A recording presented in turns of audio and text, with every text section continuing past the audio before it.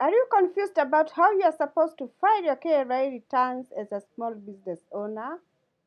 Maybe you have heard of turnover tax.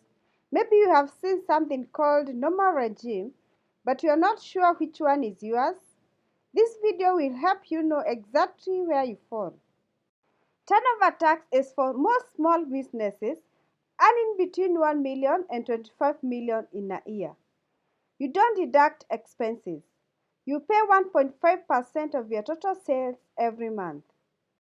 If you run a small business like a shop, M-Pesa agency, cosmetics kiosks, or you sell mituba or food, and your income is less than 1 million per year, this is where you belong.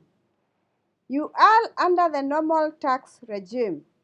You will file one return per year, declare what you earned, subtract your expenses, and pay tax on the profit only. You can check your current tax category directly on iTax. Log in into itax.kra.go.ke, click on Returns, then File Return. The system will list the returns you are allowed to file, e.g., turnover tax return monthly or income tax resident individual. That tells you which category you are in. Some people earning even more than 1 million cannot be in turnover tax.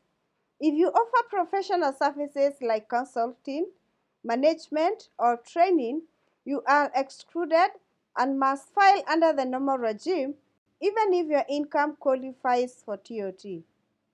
If you are in the normal regime, I already have a full step-by-step tutorial to help you file.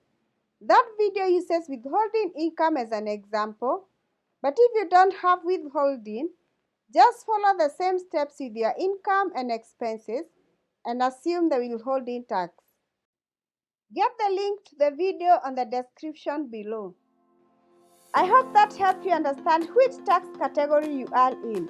My goal is to make tax simple for small business owners. Like this video, share with someone who is confused, and subscribe for more. RM Accounting. When you are confused about tax, come here first.